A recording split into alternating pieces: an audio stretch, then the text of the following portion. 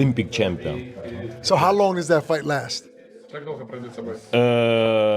Listen, in my opinion, it's 1 round. Talk about possibly Joshua using Jake Paul as a tune-up to fight you. What are your thoughts on that? I don't know about tune-up. I think Jake Paul knocks him out. Anthony by murder. By murder? Yes. Golly. Might knock his head off a little bit. Like, it might be special effect, but it might, like, go out. Like legit? Yeah. Boxing legends are weighing in on the upcoming Jake Paul versus Anthony Joshua fight. Usyk predicts it will be over in just 1 round, saying he's already faced Joshua twice and knows exactly how much power he has. Usyk sees this fight as mostly about money with little value for the sport itself. He believes Joshua only needs one decisive moment to show the massive difference in strength.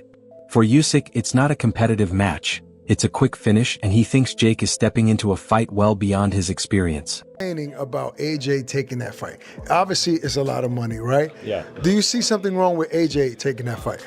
This is just a lot of money, it's just a show. Right. This is not interesting sport because, guys, brothers, Anthony is Olympic champion. Right.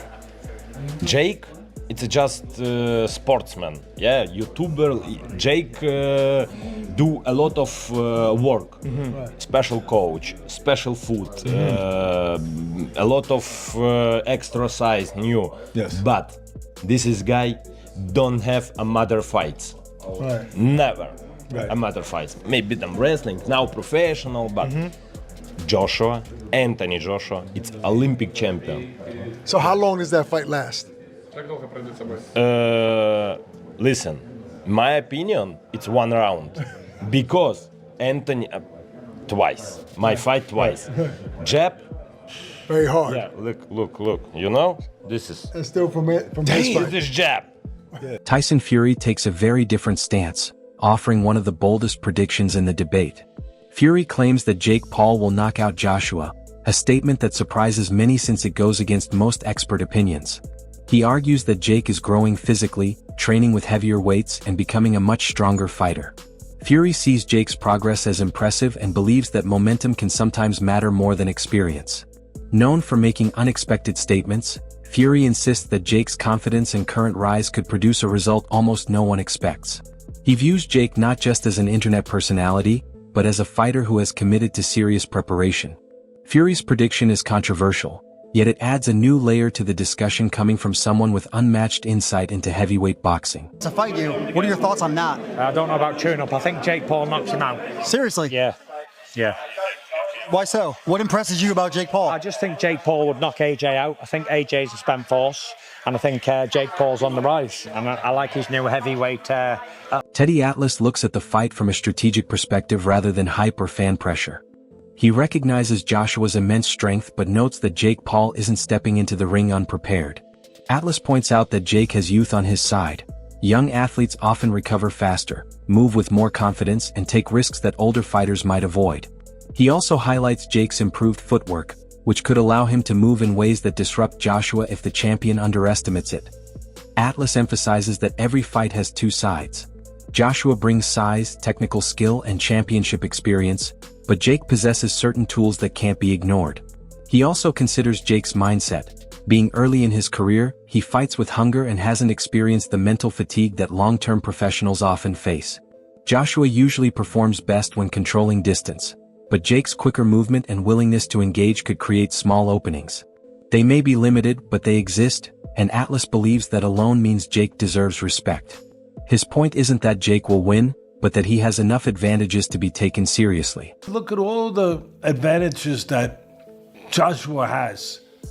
Let's look at how I look at where maybe Paul has some advantages. He's younger.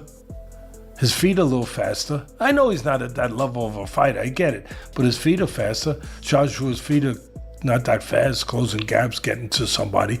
To hit him, even if you're better than him, you still got to get to him to hit him. Also, Joshua, last time he fought was over a year. He hasn't fought. He was basically retired. Where's his mind at? He got knocked out terribly by Dubois. Where's his confidence? Where's his mindset? Where is he? Is he taking this fight the way that fans are, overlooking Paul, taking him for granted? Yeah, probably is. Might be. Does that weigh in? Yeah, that weighs in. People don't look at those parts of it. And the weight. Paul's smart. He always puts clauses in there. I know this is the first time he's fighting a guy who's bigger than him and all that stuff, but he put in a 245-pound weight, clause where he can't come in over 245. What is Joshua weighing? He was off over a year. He was basically retired.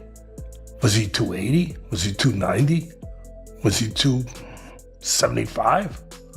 Easily could be the case.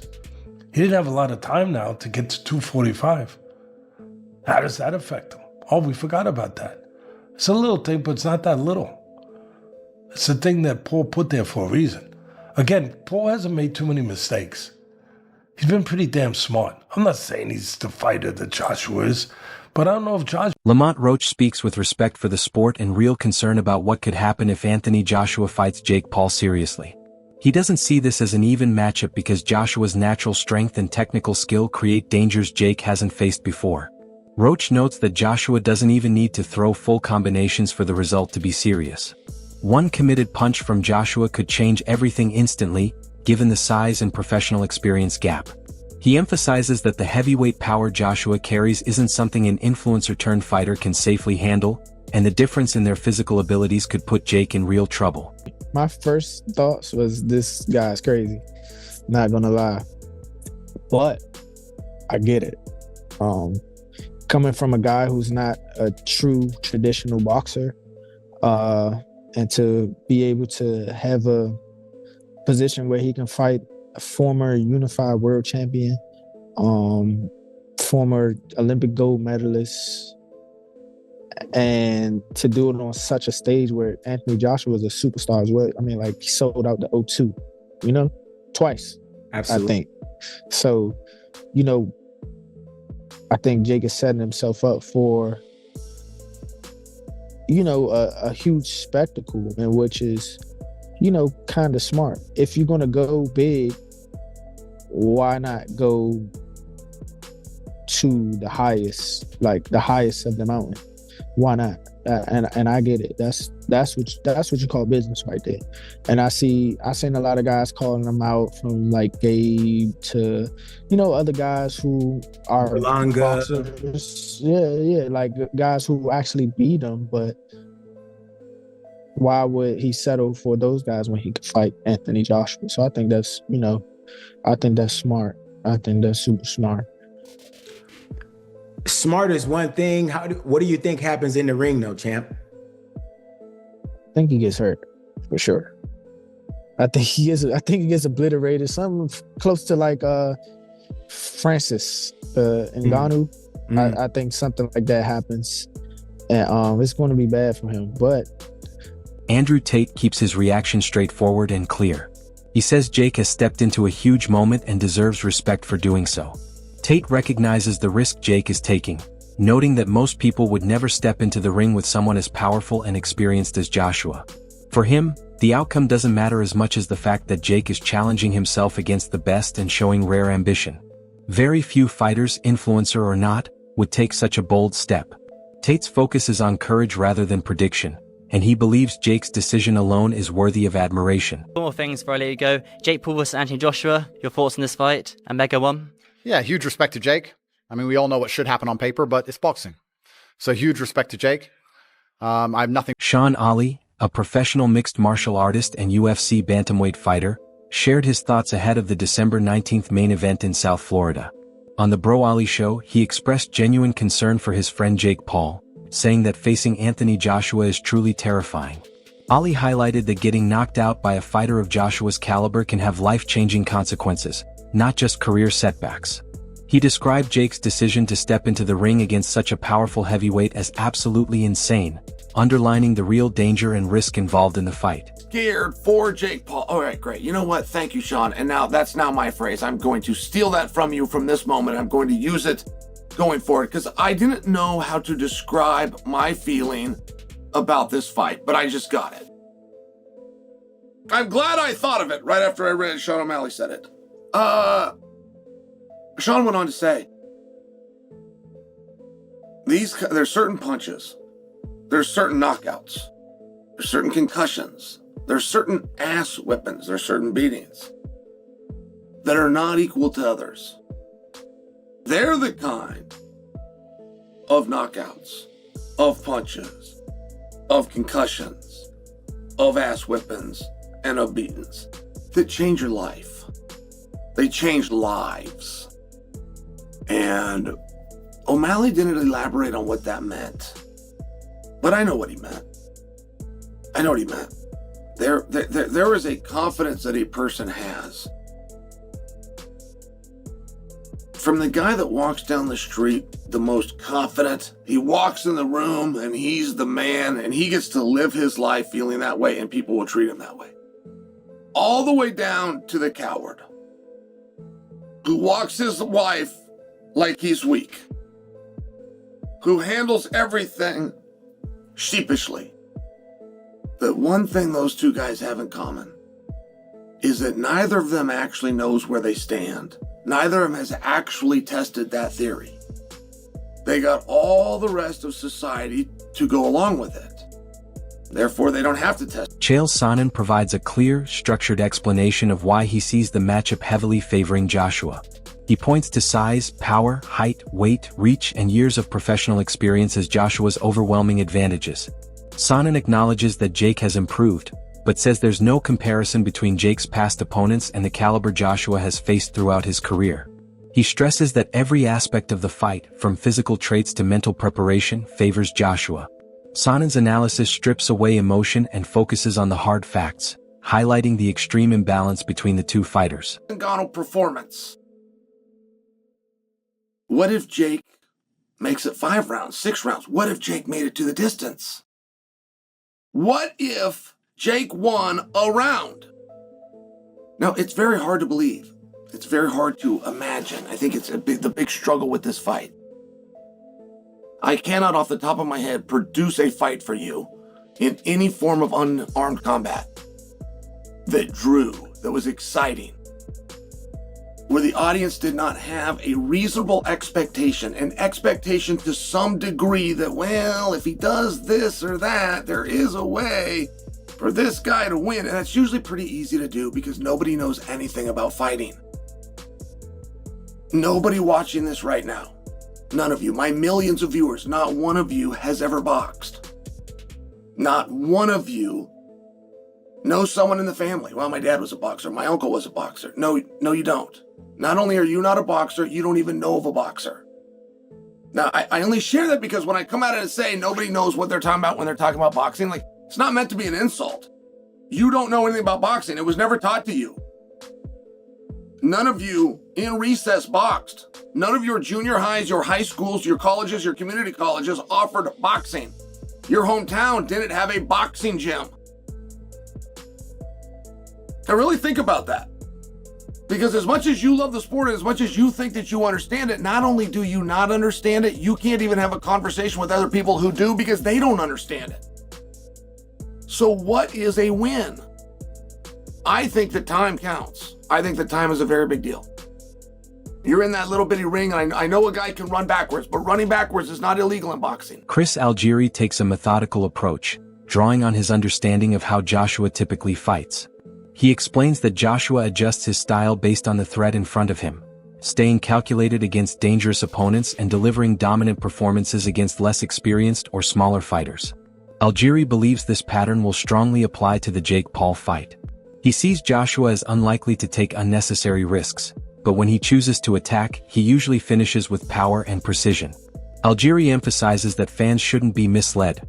Joshua has always handled mismatches effectively, and he expects that trend to continue. This consistency, Algieri adds, makes Joshua predictable in the best way possible. His reputation as an elite heavyweight. Do you understand the analogy I'm getting to, Chris? Yeah, and I agree. And but listen, Joshua's done this already. He fought a guy that he was supposed to destroy, right? And then he went out there and he destroyed him. And he didn't play with his food. Yep. He didn't say, okay, it was Ngannou I'm talking about, obviously. Of course. Who gave Tyson Fury fits and really had everyone questioning Tyson Fury's ability because he struggled with an MMA fighter in his pro boxing debut. Anthony Joshua didn't do that. He went out there and did what we all expected Tyson Fury to do, and completely wiped the floor with the guy. And if Joshua doesn't do that this fight, I agree with you, Jimmy. It's going to hurt his stock. It's going to hurt the way that people perceive him moving forward. And also, I think honestly, and if he doesn't go out there and just lay into Jake Paul and end it in the first, if not second round, to me, it's gonna look fishy to me. It's gonna look like this was a setup, this was an exhibition, this wasn't a real fight. If this is a real fight, it should be over in 90 seconds because Anthony Joshua is a legit gold medalist, super heavyweight, crazy athlete, awesome power, and Jake Paul just isn't on that level in any way. And he's not in end. He's undersized. You know, Jake Paul was fighting a cruiserweight in his last fight. He was under 200 pounds. You know, Joshua is a legit 250 pounds with abs, and the guy punches with the right hand like a cannon. The one advantage Jake Paul has had in previous fights, and we all know people who have worked with him, and they go, he's got natural power. He can hit pretty well for his size. Not elite, right? Not world champion, but he can hit pretty well for his size. Paulie, that one advantage that he's had in previous fights is... Dave Allen takes a grounded, practical view of the matchup. Instead of hype or emotion, he examines Jake Paul's fight history. Allen points out that Jake has mostly faced opponents who didn't challenge him with true heavyweight power or consistent pressure. This allowed Jake to stay calm, control distance, and manage exchanges without being forced into panic. Allen warns that Joshua won't provide the same controlled environment. If Joshua attacks with even half the intensity he uses against real heavyweight opponents, the fight could play out very differently from anything Jake has faced before. The area lightweight title, I'm not sure. Don't know who the champion is. If I had a look, I could tell you, but I'm not sure. He then boxes Nate Diaz. So he's boxed one boxer so far, if we're keeping count, and he's beat none. Then he boxes Andre August, who I believe was a pro, and this is now at 14-3, so he's now actually a cruiserweight. Andre August, I'm not sure. Ryan Borland, 17-2. Again, I'm not sure. But fair play, he's beat two boxers here. Beat two boxers, what can I say? He then fights Mike Perry, who is an MMA fighter, bare knuckle boxer, he's not a glove boxer. He then fights Mike Tyson, which was an exhibition. Barry McGuigan delivers one of the strongest reactions in the discussion. He believes the fight carries a level of danger that many fans, especially younger ones, don't fully grasp. Having spent decades around elite punchers, McGuigan knows how quickly a fight can change when a true heavyweight lands a clean shot. He emphasizes that imagining Jake Paul facing Joshua should make any experienced boxing observer uneasy. His comments aren't meant to insult Jake, but to highlight the raw physics of the sport. For McGuigan, this matchup underscores a risk that goes beyond spectacle, showing that boxing remains a brutally unforgiving discipline when fighters with vastly different levels of power share the ring. People are saying, you know, AJ's grabbing the bag. There's nothing wrong with that, because anybody else, if they got offered that kind of money, they would do it. So, yep.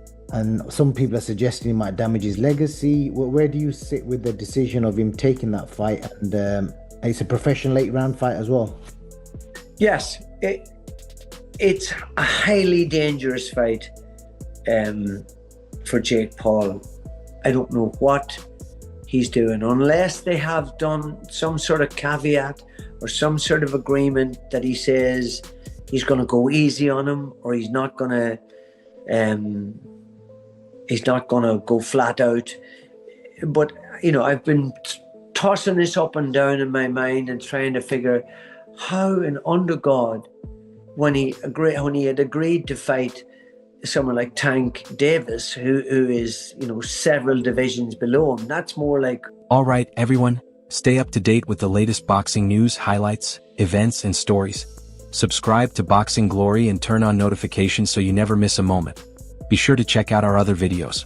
Until next time, take care and peace.